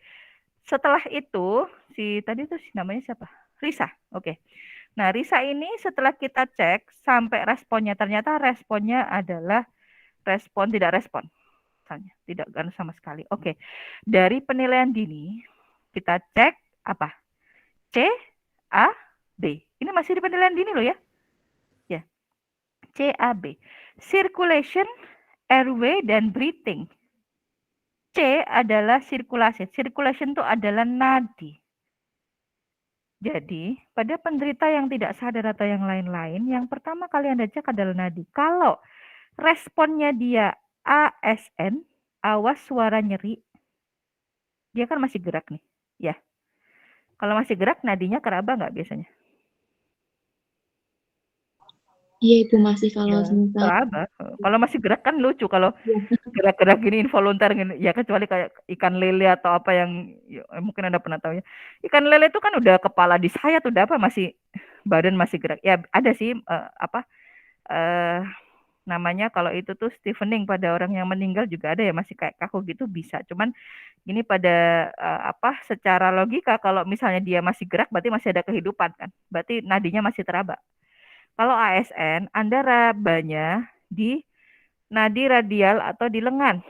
Nah, caranya ngerabanya adalah di sepanjang ibu jari itu dijepit nih, jepit tiga jari kayak gini. Oke, jangan keliru di kelingking ya. Coba dirasakan, keraba nggak? Kalau nggak keraba atau lemah berarti Anda belum sarapan, makan siang nih, atau gimana? Keraba? Oke. Anda boleh juga kok ngerabanya gini, tapi ya bisa cuma satu jari toh. Tapi kan nggak fix ya, nggak enak. Jadi kalau digenggam itu lebih enak, lebih langsung dapat. Oke. Nah, ini pada ASN. Tapi kalau T tidak respon, yang Anda raba adalah nadi di leher atau karotis. Kalau laki-laki biasanya jakun, tapi kalau Anda kayak ada punuk atau bagian yang di sini namanya kartilagotiroid atau kayak gondok gitu ya. Itu raba ke sebelah kiri. Ya. Nah. Nggak usah di atas ini, tapi langsung dari kartilago tuh sebelah kiri, tangan terus sedikit. Terabakah? Ya. Di sebelah kanan ini juga teraba, Bu. Iya, ini pembuluh darah balik. Yang ini pembuluh darah nadi, yang kiri. Makanya pada prinsip pertolongan kita cari sumber-sumber sign, tanda yang paling menggambarkan atau paling cepat. Kayak tadi kan misalnya dicubit ya boleh dicubit di sini, tapi ada yang lebih sakit. Nah itu. Ini boleh diraba di sebelah kanan, boleh sama-sama berdenyutnya, tapi lebih cepat atau lebih kuat berdenyutnya yang di sebelah kiri ya. Karena dia pembuluh darah nadi. Oke. Nah, pada proses C, circulation, ini tadi diraba C-nya tidak teraba. Ya kan, henti nafas tadi, henti jantung ya. Kalau ini tidak ada, ya, tidak teraba, langsung kita lakukan resusitasi jantung paru atau RJP. Ya. Jadi prinsipnya kapan sih Bu kita melakukan RJP atau pijat jantung? Itu saat circulation atau C-nya tidak ada. Ini harus dipahami dulu benar-benar. Karena kalau case atau soal, pokoknya kalau C tidak teraba, pijat jantung. Baliknya ke situ ya. Setiap kali tidak teraba nadinya di sini, pijat jantung. Meskipun orangnya baru bangun, Bu. Orangnya baru duduk-duduk tiba-tiba pingsan lagi, ya langsung C-nya. Nggak ada, Bu. Pijat jantung. Ya, oke. Dalam pijat jantung, kalau Anda baca di job sheet, pijat jantung itu adalah 30 kali pijatan, oke? 2 bantuan nafas, kali 5. Itu adalah yang disebut dengan 1 siklus. Ini harus dipahami dulu. Yang disebut dengan one cycle atau 1 siklus pada ritme pijat jantung adalah 30 kali pijatan dan 2 bantuan nafas kali 5. Berarti Anda melakukan 150 kali pijatan dalam 1 siklus. Ya enggak? 30 kali 5 150 ya. Oke? Ini paham dulu 1 siklus? Nah, bagaimana kecepatan ritme pijatannya? dalam 1 menit itu adalah minimal 100 kali pijatan, maksimal 120 kali pijatan. Kalau Anda lihat ritmenya berarti dalam 1 detik paling tidak itu ada 1 sampai 2 kali pijatan. Karena 1 menit 60 detik kan? Oke, saya ulangi. Bagaimana tahu ritme kecepatan? Kan pijat jantung tuh harus ada ritmenya, nggak cuma 1, 2, 3 gitu kan terlalu lama ya.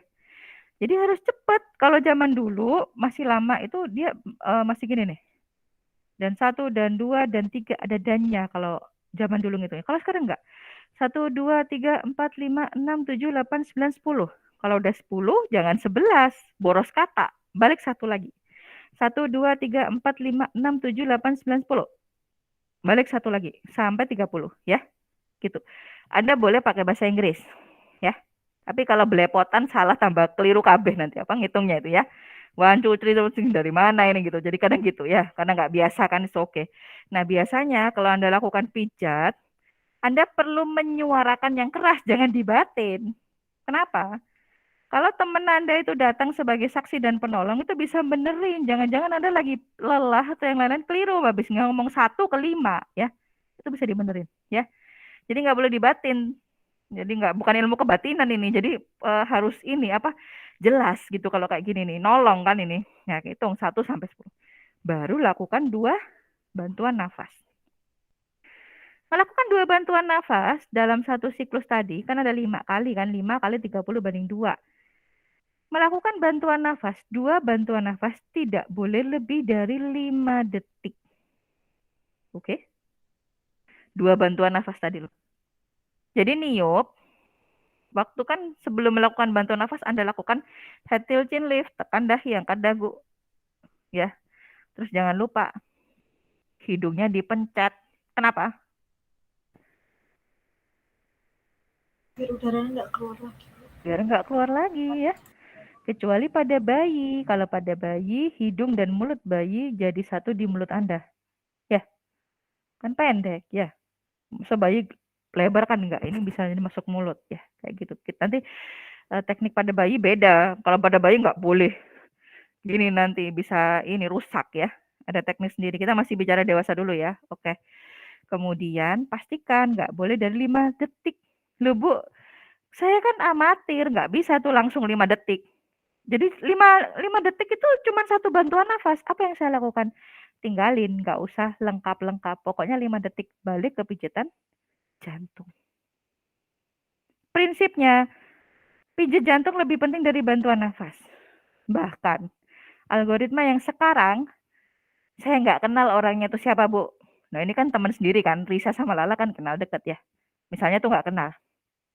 Jangan-jangan dia sakit TBC, sakit COVID, sakit yang lain. Nanti kalau saya lakukan bantuan nafas, saya bisa ketularan.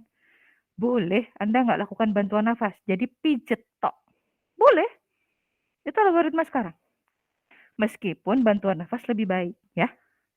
Tapi jarang kan misalnya kita kan bukan orang yang first aid banget. Kemana-mana masa bawa kasa, ya nggak? Apa kayak barrier buat ini. Kalau bawa tisu ya mesti nempel di mulut. Nanti buat ini nggak pas. Atau pakai kerudung yang agak tipis, kerudung Paris itu gitu ya. Tapi resikonya ketularan ya masih apa tuh? Masih ada gitu. Jadi kalau Anda nggak yakin oke, cuman pijat aja ya. Ritmenya tetap yang seperti tadi. Oke. Nah, saya ulangi. Setelah 2 kali bantuan nafas, Anda lakukan pijat. Bantuan nafas lagi, pijat. Sampai 5 kali tadi kan? Ya. Setelah 1 siklus, Anda cek nadi. Oke. Nah, nadi teraba, apa yang Anda lakukan kalau nadi teraba?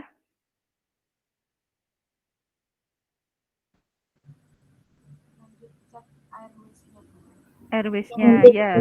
Ya, betul. Kalau nadi sudah teraba, lanjutkan ke step selanjutnya, cek airway ya. Tapi kalau nadi nggak teraba, apa yang Anda lakukan? Kembali pijat jantung lagi sampai terasa. Kembali 1 terus. siklus lagi.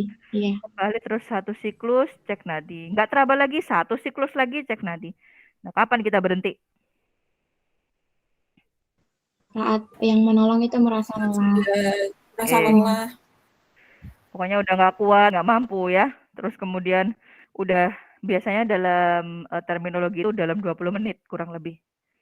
Kalau bayangin 20 menit itu berarti Anda melakukan 2000 pijatan, ya enggak?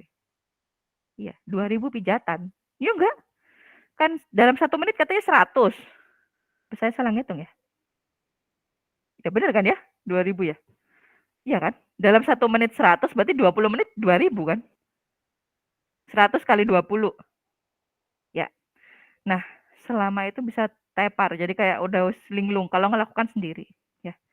Nah, kalau misalnya bantuan datang, pastikan jangan orangnya udah di depan situ Anda tinggal. Jadi waktu udah deket di depan Anda yang mau lanjutin RJP, Anda omongkan ini tadi sudah saya lakukan berapa siklus, berapa menit gitu. Silakan diganti. Dan biasanya pergantian itu setelah 1 siklus. Jadi ada orang lain ya, nggak boleh kita masih 30, aku masih 30. Kecuali Anda mau pingsan semaput ya oke lah ya. Itu akan mengaburkan, membingungkan karena ini tadi hitungannya gimana sih gitu. Udah 30 yang keberapa ini? 30 yang ketiga atau 30 yang kedua? Kan dia harus lanjutin 1 siklus baru dia cek nadi ya. Gitu. Oke? Nah, kalau Anda melakukan pijat jantung itu berdua, Anda boleh ganti 1 siklus ganti ya atau 2 siklus boleh. Tapi jangan sering-sering banget ya. Kenapa? Karena dalam proses pergantian itu pasti ada delay. Ada tertundanya itu akan memperlama ininya, ya. Nah, terus kita berhenti melakukan RJP kalau tadi nadi juga teraba, ya. Kita berhenti, ya. Selanjutnya orangnya kebangun, tiba-tiba sirisnya tadi duduk. Nah, wis jangan di RJP ya. Itu bisa jadi kan, dia kaget mungkin karena jadi kan dia kesetrum tuh ya. Orang tersengat listrik kan kayak dikejut jantung gitu, jadi kayak gitu, ya. Nah, kayak gitu. Terus intinya dalam melakukan pertolongan pertama, kita tidak boleh jadi korban kedua, ya. Menyusahkan. Jadi konyol lah istilahnya kita itu, kita mau nolong tiba-tiba si Risa bangun lalas pingsan lah ya percuma ya ini jadi menambah gawean jadi tambah yang Lala tadi pingsan terus dirujuk ke rumah sakit yang ini bangun kan gitu jadi ya udah lakukan yang terbaik ya cuman prinsip ini kalau pada keluarga biasanya nggak berlaku ya kita pengen melakukan semuanya pokoknya sampai kita habis tenaganya itu oke gitu cuman intinya pastikan ada keluarga lain atau anggota keluarga lain yang bantu jangan Anda aja. Apalagi kalau kelihatan orang udah terjatuh tanpa nafas atau henti jantung. Kalau endingnya RJP pijat jantung, Anda harus cari bantuan temen. Nggak kuat Anda lakukan sendiri. Nanti kalau Anda ada kesempatan luring ke kampus, terus latihan pakai manekin di kampus, berat. Orang sarapan sepiring aja paling ya udah lemes. Ya, ngelakuin itu tuh berat banget. Kelihatannya gampang Bu, gitu. Ya tapi belum sebenarnya. Nanti coba di rumah saya challenge latihan pakai guling atau apa tuh? Boneka ya, boleh. Itu mah nggak ada apa-apanya, nggak berat seberat ini. Karena kan kedalaman pijatan kurang lebih 2 inci ya, atau 5 cm itu. Biasanya kalau di mana kan kelihatan ada bench, kalau udah hijau dia berarti udah bener pijatannya. Nah, nanti lakukan saya ingin Anda coba ritmenya. Pakai stopwatch. Dalam 1 menit Anda minimal melakukan 100, minimal. Maksimal 120 kali. Itu ritme kecepatan, kita bilang gitu ya. Loh Bu, katanya 30 kali 50, 5 kali 30 kali 2. Iya, benar itu 1 siklus. Tapi maksudnya itu, kita ngelihat ritme kecepatan Anda. Melakuinya itu secepat apa. Nah, itu yang benar adalah minimal 100, maksimal 120 dalam 1 menit. Berarti kalau Anda melakukan 1 siklus kurang lebih 1,5 menit. Itu benar berarti? Ya enggak? Kurang lebih, ya. 1 siklus itu kurang lebih dilakukan 1,5 menit. Karena kan kalau 150 kali pijatan tadi ya. Kan gitu. Belum niupnya kan tadi ya, niup bantuan napas tadi loh. Ya enggak? Jadi kalau lebih Bu 1 siklusnya 2 menit lebih, berarti Anda salah dalam ritme kecepatan. Makanya nanti latihan dulu ritme kecepatan. Dalam 1 menit itu paling enggak 100. Oke? Nah, oke. Kita lanjutkan lagi. Tadi di kasusnya Risa, misalnya nih, dia dihenti jantung itu, yang nolong misalnya siapa tuh namanya? Lala tadi ya yang nolong. Si Risa ini ternyata dia masih kasus konfirmasi positif COVID, misalnya gitu. Jadi si Lala ini nggak mau ngasih bantuan nafas. Ya, boro-boro Bu, wong saya aja pakai masker waktu nolong dia gitu. Ya oke, boleh, berarti Anda pijet aja kan. Tapi ternyata dia terbangun. Nah, terbangun berarti dia kan spontan, ya. Lah kalau orang terbangun spontan tuh kemungkinan dia bernafas nggak? Atau jalan nafasnya bebas nggak? Pada kasus ini loh, kasusnya Risa tadi loh. Kira-kira jalan nafasnya bebas nggak? Buntu nggak jalan nafasnya?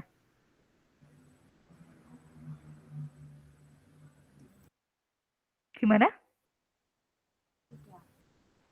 Hah? Mbak Berni kayak suaranya kecil. Iya atau tidak? Tidak, baik. Karena kita tahu kasusnya. Dia kan tadi nggak habis misalnya. Loh Bu, si Lala tadi itu, si Risa ya. Si Risa tadi itu Bu, itu tuh makan cilok. Terus kemudian belum selesai makannya, tiba-tiba hujan, katakanlah gitu. Nolong, akhirnya masih dikunyah, terus akhirnya dia nyalain lampu basah. Lah, kemungkinan kan ciloknya bisa ketelan, ya nggak? Nyumbat saluran nafas. Tetapi dia kan tadi tidak ya, kita tahu kejadiannya. Tapi pada prinsip Bu, saya nggak ngerti dia tadi gimana tiba-tiba udah tergeletak. Nah, kalau pada prinsip seperti itu kita kan nggak ngerti ya. Kalau kita tidak terhalang oleh apa namanya tuh?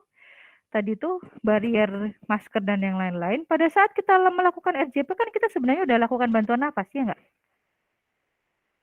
Berarti kan kita udah tahu dia ini terbuka atau enggak. Ya. Nah, kecuali pada penderita-penderita yang kita tidak melakukan bantuan nafas, seperti pada tadi kasus konfirmasi, kita nggak ngerti, kita kan cuma pijet aja Bu, pijet terus ternyata dia terbangun misalnya, atau nadinya teraba, bukan terbangun, nadinya teraba, ya. Nah, gimana cara kita ngecek RW-nya?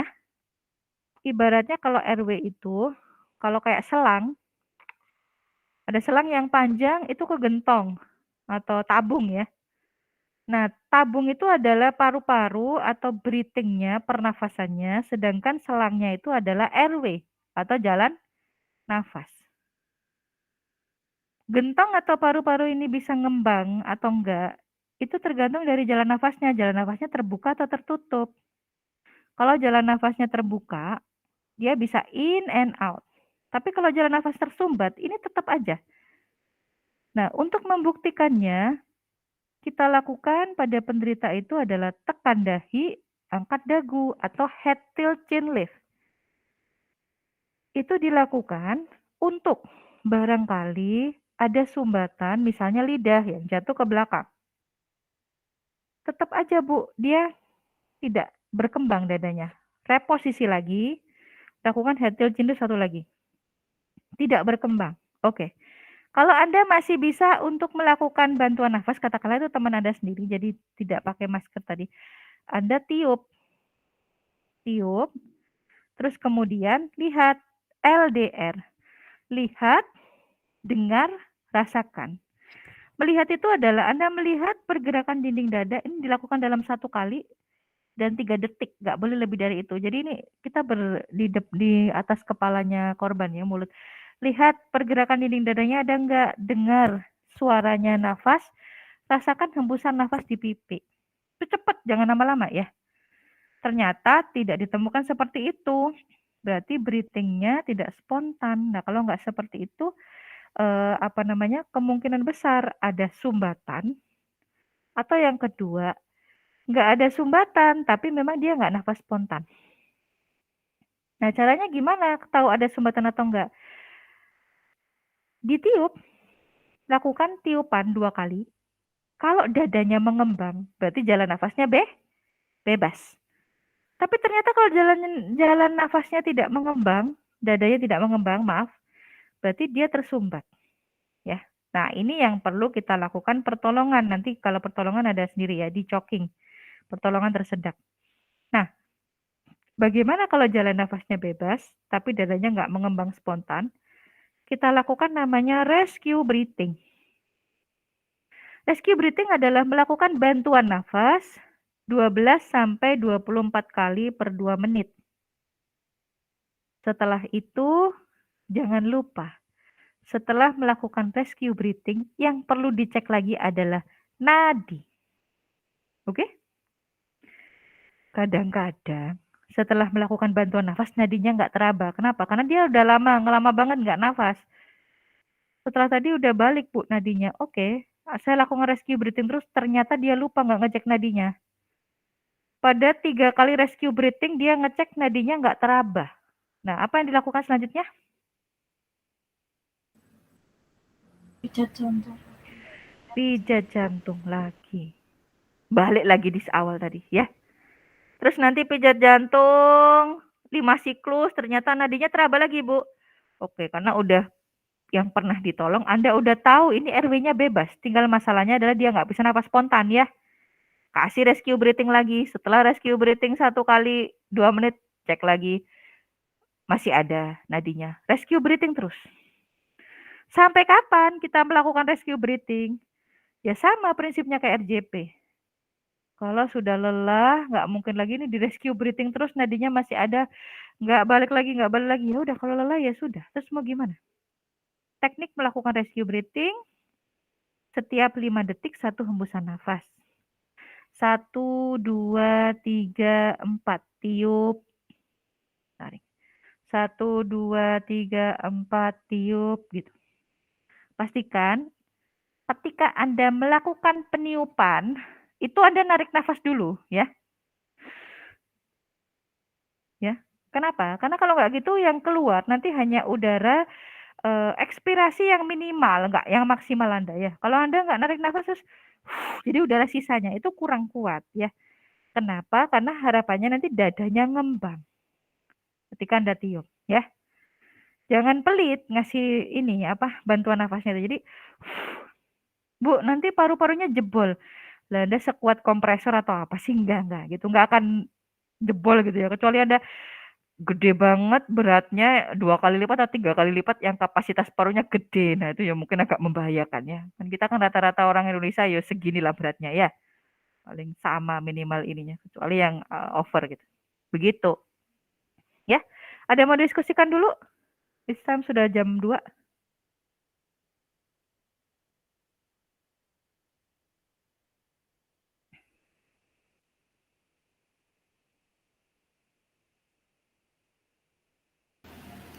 Saya mau tanya. Ya, silakan. Dengan Mbak siapa? Mbak Aurel. Aurelia. Ya, silakan. Bedanya orang yang butuh CPR sama yang sudah meninggal itu apa, Bu? Kan kalau menurut saya kan sama gitu, Bu. Jantungnya udah itu gitu. Benar-benar. Ya, ini kasus nyata ya. Kalau di kampung mungkin di tempat desa atau keluarga kita ada yang dinyatakan meninggal, ya enggak? Ada yang dinyatakan ini masih perlu dilakukan RJP itu. Sebenarnya ini normatif ya Mbak jawabnya. Pertama adalah kalau memang pertama faktor-faktor yang mendukung misalnya usianya udah tua ya. Jadi kayak istilahnya kita nemukan tiba-tiba orang tua kita atau siapa itu tiba-tiba di kasur udah nggak bernafas gitu ya, nggak ada ini apa-apa. Nah itu kalau kita lakukan CPR atau RJP, pertama itu juga menyakitkan, ya. Kan prosesnya itu juga ini. Nah perlu Anda lakukan juga dicek. Ini memang prosesnya ada janggal atau enggak. Misalnya ternyata salah minum obat atau yang lain-lain atau keracunan, nah itu boleh. Tapi kalau secara alamiah, menurut saya tidak perlu ya, karena sudah proses ini meninggalnya. Yang kedua, kalau misalnya proses kematiannya udah lama, tanda-tanda proses kematian lama itu biasanya pertama, tubuhnya sudah dingin, ya, sudah nggak hangat. Yang kedua, ada lebam mayat. Lebam mayat itu kalau Anda lihat, kalau Anda balik badannya, di bagian bawah itu udah ada kayak hitam-hitam atau merah-merah. Itu lebam mayat. Lebam mayat itu proses kematian yang udah berlangsung kurang lebih dari 3 jam. Nah itu sudah nggak perlu di CPR ya. Terus Anda pastikan juga ini susah susah dilakukan oleh orang awam. Tapi kalau Anda lihat buka mata, itu kan ada namanya pupil ya. Itu loh ya bagian iris mata yang mewarnai mata itu. Pada orang normal, coba deh Anda lihat nanti ya deket di kaca, itu kan dia sempit ya. lubangnya itu. Jadi nggak lebar banget, yang lubang yang tengah. Tapi kalau pada orang meninggal itu udah lebar. Jadi irisnya tuh udah kayak lemes gitu. Nah itu kalau udah lebar atau istilahnya itu midriasis maksimal, itu berarti dia udah meninggal gitu. Berarti itu tanda-tanda dia udah mati batang otak dan yang lain-lain. Nah, pada penderita yang usianya muda, Anda perlu pikirkan dia ada henti jantung itu masih oke untuk di RJP ya. Tapi kalau pada usianya sudah 80 ya, udah 75 dan yang lain-lain yang resiko memang dia meninggal secara alamiah, itu saran saya kembalikan ke keluarga. Bu, ya mungkin kita masih bisa aja nih Bu berusaha mengembalikannya. Masih bisa. Gitu. Tapi antara benefit sama cost-nya itu perlu ditimbang lagi ya. Ini jawaban saya subjektif banget tapi memang benar-benar terjadi kalau orang tua atau keluarga yang sudah sepuh meninggal ya kita nggak perlu RJP kalau memang dia sudah alamiah. Tapi kalau seusia kita, seusia yang masih muda, ada resiko jantung, ada riwayat-riwayat, dan kita juga nggak ngerti, tiba-tiba orang usia muda tergeletak di jalan, oke. Orang usia tua, Bu, tergeletak di jalan bukan keluarga, boleh Anda RJP. Ya, karena kita nggak ngerti, siapa tahu dia memang, namanya life saving ya. Kita juga bukan yang menggenggam nyawa, tapi kita berusaha kan ya gitu. Tapi kalau pada keluarga terutama yang ini tuh kasihan. Kenapa? Sakit loh itu dia merasakannya. Ditekan coba, dada ditekan kayak gitu tuh sakit banget, ya. Dan proses menyakitkan itu kadang tidak nyaman juga dilihat oleh keluarga. Jadi sebenarnya semuanya tergantung dari apa ya, dari diri kita juga sih, gitu. Tidak ada jawaban yang logis. Begitu ya Mbak Aurelia? Ya Bu, terima kasih. Ya, sama-sama.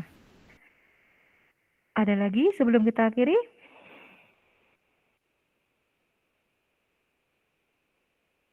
Sudah?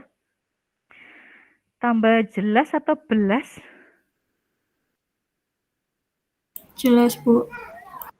Jelas Insya Allah, alhamdulillah insya Allah lebih jelas sedikit ya, tapi pasti masih banyak pertanyaan. Nanti silakan dipelajari, kita lanjut lagi di pekan depan. Mungkin nanti switch sesi 1, yang laki-laki sesi 2.